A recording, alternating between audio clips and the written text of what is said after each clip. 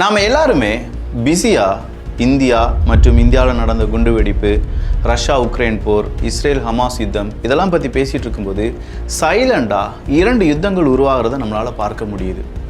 ஒன்று வெனிசுலா மற்றும் அமெரிக்கா. இவங்களுக்கு இடையே கிட்டத்தட்ட ஒரு போர் வர்றதுக்கான வாய்ப்புகள் உருவானது. மறுபடியும் டொனால்டு ட்ரம்ப் அவர்கள் அந்த முயற்சியிலேருந்து கொஞ்சமாக பின்வாங்கினார். இன்றைக்கி வெனிசுலா கூட ரஷ்யா ஒரு டீப்பான ஒரு அக்ரிமெண்ட் அப்படிங்கிறத போட்டிருக்காங்க. அது எந்த லெவலுக்கு போகும் அப்படிங்கிறத அடுத்த பதிவில் பார்த்துடலாம். அதுக்கு பிறகாக இன்னொரு யுத்தத்தை நம்மளால் நேரடியாக பார்க்க முடிந்தது. அது வேறு எதுவுமே கிடையாது, 2 ஆசிய நாடுகளுக்கு இடையே ஏற்பட்டிருக்கக்கூடிய சிக்கல் தான். ஒன்று ஜப்பான், இன்னொன்று சைனா. ஜப்பானில் புதிய பிரைம் மினிஸ்டர் டகேஷி அவர்கள் வந்தால் கண்டிப்பாக அவங்க சீனாவுக்கு எதிரான முடிவை தான் எடுப்பாங்க அப்படிங்கிறத கிட்டத்தட்ட ஒரு மாதத்துக்கு முன்னாடி தமிழ் பட்சத்தில் ஒரு வீடியோவாக பதிவு பண்ணியிருந்தோம். யார் அந்த டகேஷி அப்படிங்கிற அந்த பெண் பிரதமர், அவங்க ஜப்பான் நாட்டுக்குள்ளே வந்தால் எந்த மாதிரியான அடுத்தடுத்த முடிவுகளை எடுப்பாங்க, குறிப்பாக தைவான் மற்றும் சீனா அவங்களுடைய நிலைப்பாடு என்னவாக இருக்கும் அப்படிங்கிறது எல்லாமே அந்த வீடியோவில் நம்ம பதிவு பண்ணியிருந்தோம். அந்த வீடியோவை பார்க்காத டிபி டியூப்ஸ் தயவு செஞ்சு அதை பார்த்துருங்க. ஸோ இப்போது சீனா மற்றும் ஜப்பான் என்னதான் மோதிட்டு இருக்காங்க, அவங்க மோதுறதுக்கான காரணம் என்ன, தைவான் இதை சைலண்டாக வேடிக்கை பார்க்குறாங்களா, எல்லா டீட்டெயில்ஸையுமே இந்த ஒரு பதிவில் பார்க்க போகிறோம். அன்பு தமிழ் நெஞ்சங்களுக்கு தமிழ் பொக்கிஷத்தின் வணக்கங்கள்.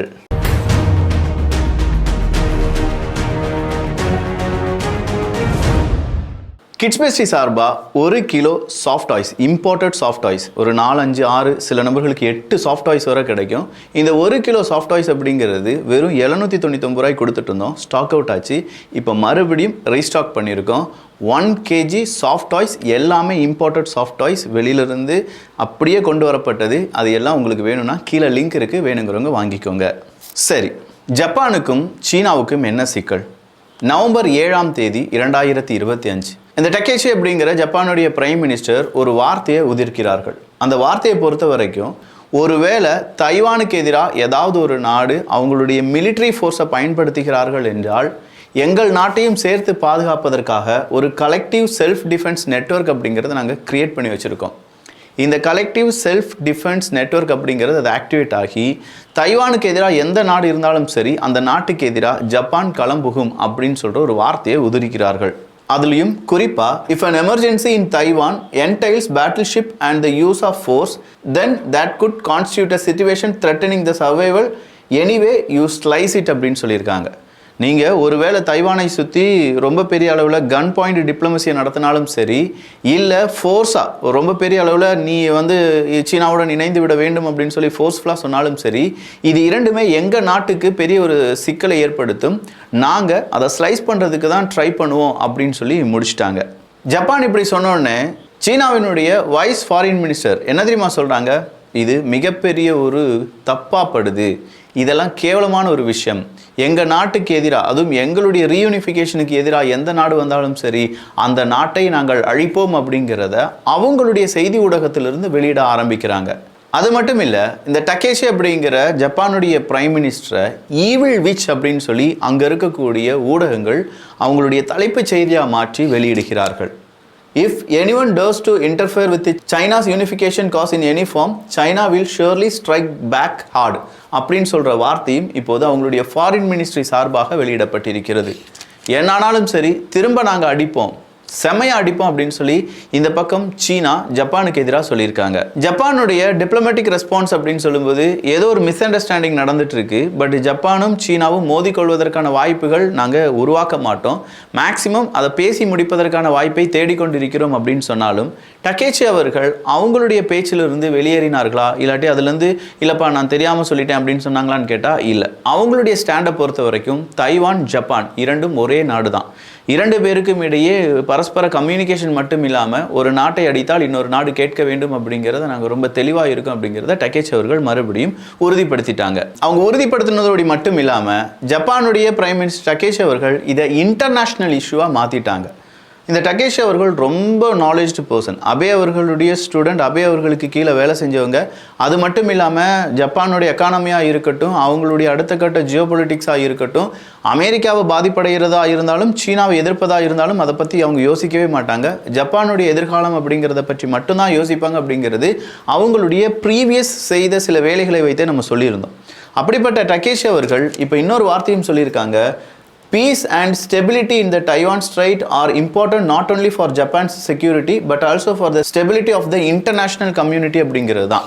ஸோ தைவானில் ஏற்படக்கூடிய ஸ்டெபிலிட்டி, அங்கே ஸ்டேபிள் அப்படிங்கிறது உருவானா மட்டும்தான் எல்லா இன்டர்நேஷ்னல் கம்யூனிட்டியும் ஸ்டேபிளாக இருக்கும். அப்படி இல்லைன்னா அது உலக நாடுகளுக்கே இன்ஸ்டெபிலிட்டியை ஏற்படுத்தும் அப்படின்னு சொல்லி உலக நாடுகளை இதை உன்னிப்பாக கவனிக்க வைப்பதற்கான அந்த முயற்சியில் ஜப்பானுடைய பிரைம் மினிஸ்டர் இறங்கிட்டாங்க. 1972 ஜப்பானும் சீனாவும் இதே மாதிரி அவங்களுடைய இஷ்யூ அப்படிங்கிறத சண்டை போட்டு தீர்த்து கொள்ளாமல் பேச்சுவார்த்தை வழியாகவும் பீஸ்ஃபுல் ரெசல்யூஷன் த்ரூ டயலாக் அப்படிங்கிறதோடி மட்டும்தான் எந்த பிரச்சனையாக இருந்தாலும் அணுக வேண்டும் அப்படின்னு சொன்னதை சீனா மறுபடியும் உறுதி செய்ய வேண்டும் அப்படின்னு சொல்லி அவங்களுடைய வரலாறையும் தேடி எடுத்துட்டாங்க. சரி, ஜப்பானுக்கு தைவான் ரொம்ப முக்கியமான ஒரு நாடா அப்படின்னு கேட்டா கண்டிப்பா முக்கியமான நாடு தான்.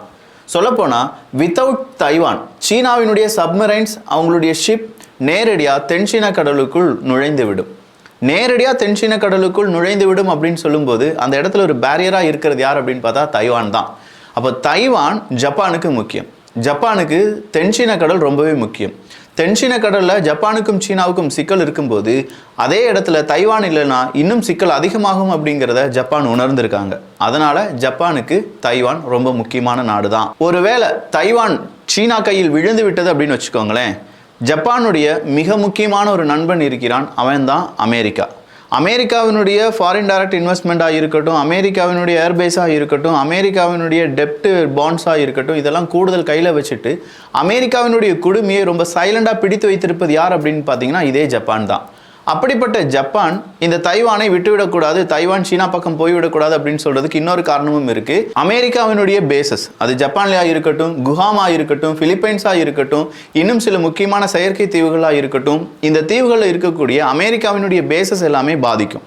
ஒருவேளை இதனால் அமெரிக்கா பேசஸ் பாதிப்படைந்து அமெரிக்கா கோபமடைந்தது என்றால் டைரக்ட் ஆர் இன்டைரக்டா ஜப்பானும் அமெரிக்கா கூட நிற்க வேண்டியதாக இருக்கும். அமெரிக்கா சீனா கூட சண்டை செய்யும் போது கண்டிப்பாக ஜப்பானும் சண்டை செய்ய வேண்டியதாக இருக்கும். எவனோ ஒருத்தனுக்காக நம்ம சண்டை செய்யறதை விட நமக்காகவே நாம ஏன் சண்டை செய்யக்கூடாது அப்படிங்கிற ஒரு முடிவை கூட இப்ப ஜப்பானுடைய டக்கேச்சி அவர்கள் எடுத்திருக்க வாய்ப்புகள் இருக்கு. அது மட்டும் இல்லாம தைவான் ஸ்ட்ரைட் அப்படிங்கிறதும் ரொம்ப முக்கியமான ஒரு இடம் தான். இந்த தைவான் ஸ்ட்ரைட் அப்படின்னு சொல்லும்போது வேர்ல்டு லெவல், அதாவது குளோபல் கண்டெய்னருடைய டிராஃபிக்ல 50% அப்படிங்கிறது தைவான் ஸ்ட்ரைட் வழியாக தான் நடந்துட்டு இருக்கு. 5.3 ட்ரில்லியன் அளவுக்கான ட்ரேட் அப்படிங்கிறது இந்த தைவான் ஸ்ட்ரைட் வழியாக தான் ஒவ்வொரு வருடமும் நடந்துட்டு இருக்கு. ஸோ அப்படிப்பட்ட மிக முக்கியமான இந்த தைவான் ஸ்ட்ரைட்டை ஒருவேளை சீனா ஆக்கிரமித்து விட்டது என்றால் அவ்வளவும் அவங்களுக்கு லாபம் தான், கொழுத்த லாபம் சீனாவுக்கு தைவானை பிடிக்கிறதுனால. அப்போ இந்த கொழுத்த லாபத்தால் ஈஸியாக சீனா என்ன செஞ்சிருவாங்க, அடுத்த பக்கமாக இருக்கக்கூடிய ஜப்பானையும் அடுத்ததாக இருக்கக்கூடிய பிலிப்பைன்ஸையும் ஆட்டம் காண வைப்பார்கள்.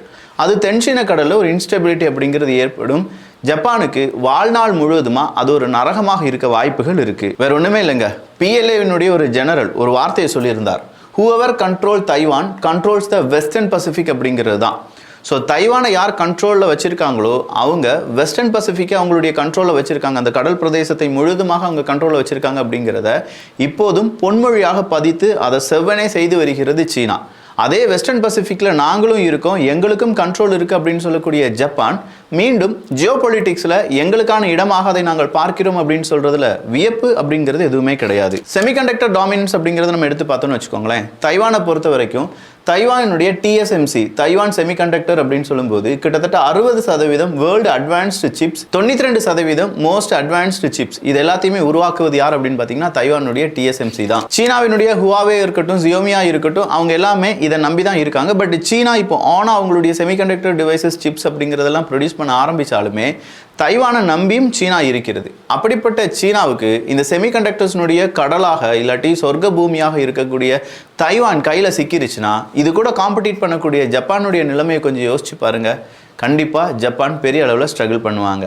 நேரடியாக நமக்கு கிடைக்கக்கூடிய இல்லாட்டி நம்மகிட்ட ஒரு நண்பனாக இருக்கக்கூடிய ஒருத்தன் எதிரிக்கு கிடைச்சிட்டானா எதிரினுடைய பலம் பல மடங்கு அதிகரிக்கும் அப்படின்னு சொல்லி நமக்கு தெரிஞ்சிருச்சுன்னா நம்ம நண்பனை நம்ம இழக்க நினைப்போமா? அதே நிலைமையில தான் இப்போ ஜப்பான் தைவானை இழக்க நினைக்கவில்லை. டக்கேச்சி அவர்கள் ரொம்ப சூப்பரான கடுமையான சில விஷயங்களை சீனாவுக்கு எதிராக செஞ்சுட்டு இருக்காங்க. இது மட்டும் இல்லாமல் அமெரிக்கா சீனாவினுடைய ஃப்ளாஷ் பாயிண்ட் அப்படிங்கிறதும் தைவான் தான். 2027 சைனா யூனிஃபிகேஷன் அப்படிங்கிறது ரொம்ப இம்பார்ட்டன்ட். ஏன்னா ஜி ஜின்பிங் அவர்கள் அங்கே இருக்கக்கூடிய கம்யூனிஸ்ட் பார்ட்டி இது தொடங்கி 100வது வருடம். இந்த 100வது வருடத்துக்குள் சீனாவை மறுபடியும் ஒன்றிணைக்க வேண்டும் அப்படின்னு சொல்லி ஷி ஜின்பிங் அவர்கள் உறுதிமொழி எடுத்திருக்கிறார். ஸோ அவரை பொறுத்த வரைக்கும் சீக்கிரமாக தைவானை நாங்கள் சேர்த்து விடுவோம், ரீயூனிஃபிகேஷன் பண்ணிவிடுவோம் அப்படின்னு சொல்கிறாங்க. பட் கடுமையாக ஒரு பெண்ணாக டகேஷி அவர்கள் அதை எதிர்க்கிறாங்க. இதுதான் இப்போ நடந்துட்டு இருக்கக்கூடிய சுவாரஸ்யமான சில உலக நகர்வுகள். இந்த நகர்வை தெரிந்து கொண்டாலே இதில் இந்தியாவுக்கு என்ன பாதிப்பு வரும், இந்தியா இதை சைலண்டாக வேடிக்கை பார்ப்பதற்கான தேவை என்ன அப்படிங்கிறது உங்களுக்கும் புரிஞ்சிருக்கும். இந்தியாவை பற்றி இன்னும் அதிகமான விஷயங்கள் இதே மாதிரி தெரிந்து கொள்ள உங்களுக்கு ஆசை அப்படின்னா நீங்கள் கீழே உங்களுடைய கருத்துக்களை பதிவு பண்ணுங்கள். நான் முதலே சொன்ன மாதிரி 1 கிலோ சாஃப்ட் டாய்ஸ், இந்த 1 kg சாஃப்ட் டாய்ஸ் அப்படிங்கிறது நார்மல் கிடையாதுங்க. எல்லாமே இம்பார்ட்டட் சாஃப்ட் டாய்ஸ் தான். 1-2 சாஃப்ட் டாய்ஸில் டேமேஜ் இருக்குது அப்படிங்கிற உங்களுடைய ரிவ்யூ வாசித்தோம். அவங்க எல்லாத்துக்குமே அதே அளவுக்கு அந்த சாஃப்ட் டாய்ஸை நீங்களே வச்சுக்கோங்க, அதே கேஜி அளவுக்கு ரீப்ளேஸ்மெண்ட் அப்படிங்கிறத பண்ணி கொடுத்துட்ருக்காங்க. ஸோ யாரும் கவலைப்பட வேண்டாம். 1 kg இதுவரையில் நீங்கள் பார்க்காத அளவுக்கான டாய்ஸ் உங்கள் வீட்டு குழந்தைகளுக்காக யாராலையும் கொடுக்க முடியாத விலையில் கொடுத்துட்ருக்கோம். ஒரு டாய் கூட அதில் 400-500 வந்துடும். 5, 6, 7 டாய் வரை கிடைக்கும். எல்லாமே 799 தான். மேலும் விவரங்களுக்கு கீழே இருக்கக்கூடிய லிங்கை யூஸ் பண்ணிக்கோங்க. நல்லதை பகிர்ந்து நல்ல சமுதாயத்தை உருவாக்குவோம். நன்றி, வணக்கம்.